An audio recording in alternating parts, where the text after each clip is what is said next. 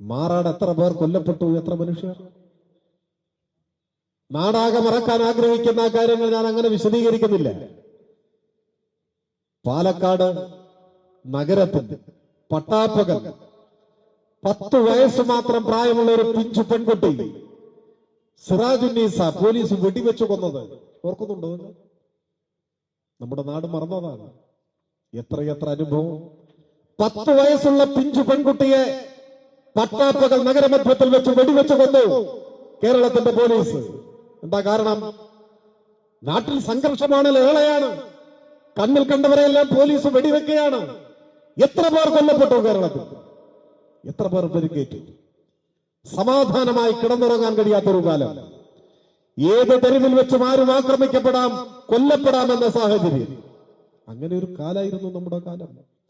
സർക്കാർ മൂകസാക്ഷിയായി നിന്നു.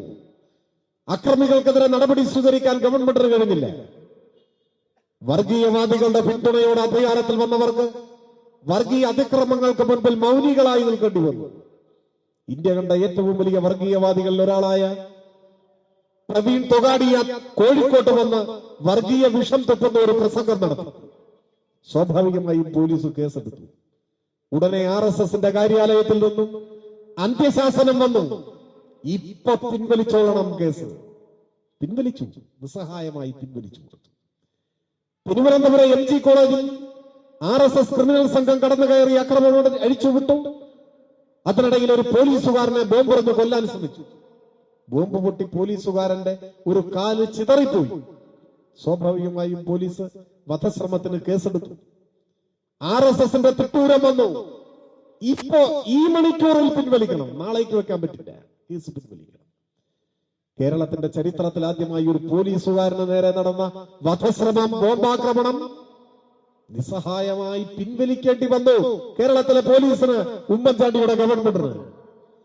കോഴിക്കോട്ടും മലപ്പുറത്തും നിരവധി കേസുകളിൽ പ്രതികളായിട്ടുള്ള പോപ്പുലർ ഫ്രണ്ടിന്റെ വർഗീയവാദികൾക്കെതിരായ കേസ് പിൻവലിക്കണമെന്ന് അവരുടെ ആജ്ഞ വന്നു.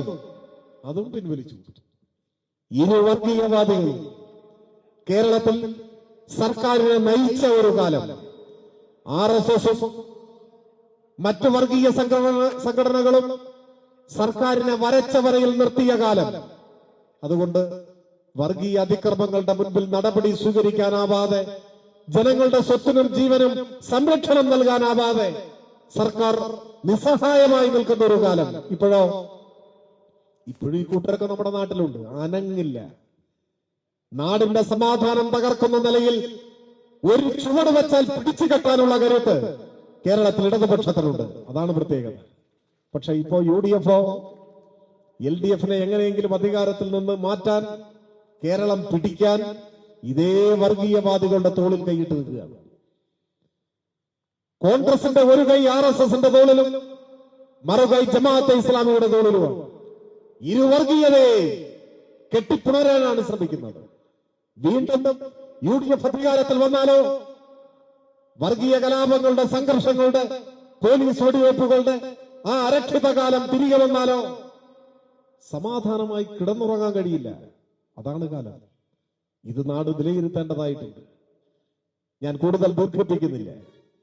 ഈ സാഹചര്യങ്ങളെല്ലാം തിരിച്ചറിഞ്ഞ് കേരളത്തിലുണ്ടായ മാറ്റങ്ങളെ ശരിയായി വിലയിരുത്തി പെൻഷൻ നിന്നുപോകാതിരിക്കാൻ, വികസന പ്രവർത്തനങ്ങൾ പാതിവഴിയിൽ മുടങ്ങാതിരിക്കാൻ, പള്ളിക്കൂടങ്ങൾ അടച്ചുപൂട്ടാതിരിക്കാൻ, ആശുപത്രികളുടെ പ്രവർത്തനം നിലച്ചു പോകാതിരിക്കാൻ, പവർ കട്ടും ലോഡ് ഷെഡിങ്ങും വീണ്ടും വരാതിരിക്കാൻ ഒക്കെ LDF തുടരണം എന്ന കാര്യത്തിൽ കക്ഷി രാഷ്ട്രീയത്തിനതീതമായി ജനങ്ങൾക്കിടയിൽ ഏകാഭിപ്രായം ഇപ്പൊ ഉണ്ട്.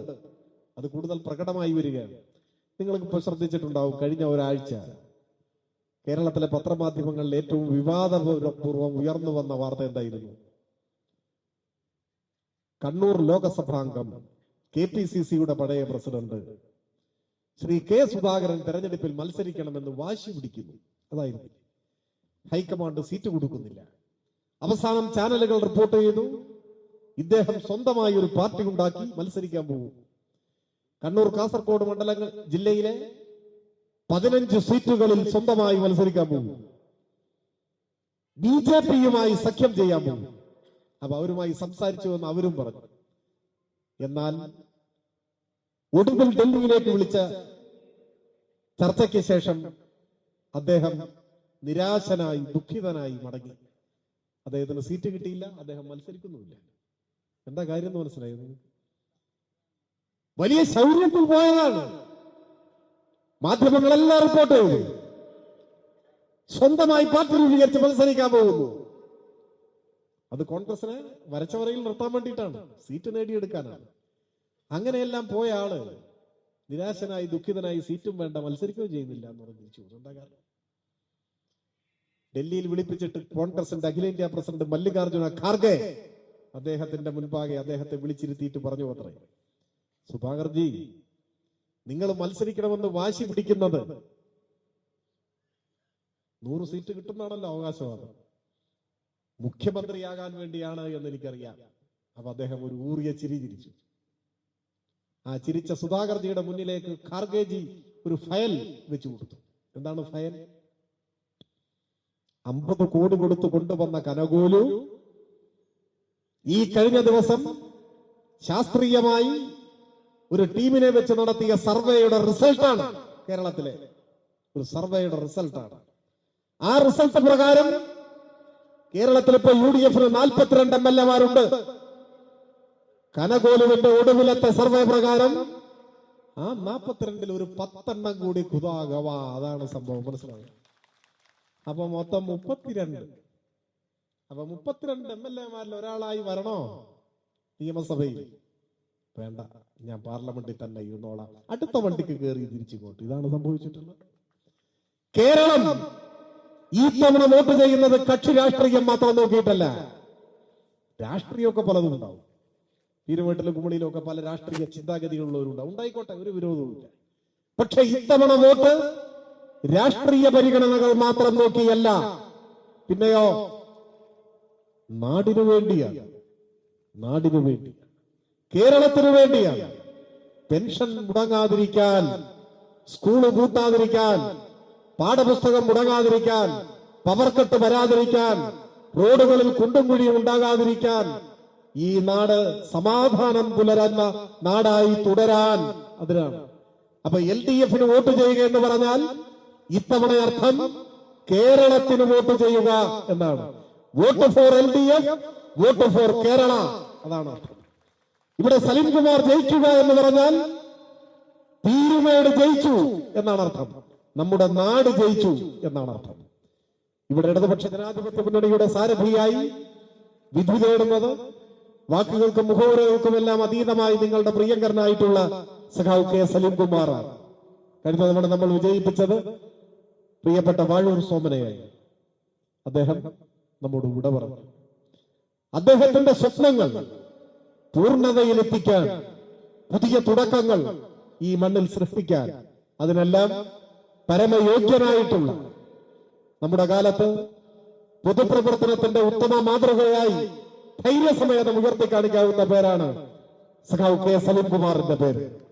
സലീംകുമാറിനെ വിജയിപ്പിച്ചുകൊണ്ട് ഈ നാടിന്റെ വികസന കുതിപ്പിന്, സാധാരണക്കാരുടെ പ്രയാസങ്ങൾ പരിഹരിക്കുന്ന അശ്രാന്ത പരിശ്രമങ്ങൾക്ക് പുതിയ ദിശാബോധം നൽകാൻ നമുക്ക് സാധിക്കും.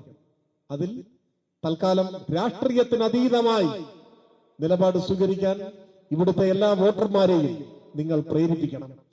ഈ തെരഞ്ഞെടുപ്പ് കേരളത്തിന്റെ ഭാവി നിർണ്ണയിക്കപ്പെടുന്ന തെരഞ്ഞെടുപ്പാണ്.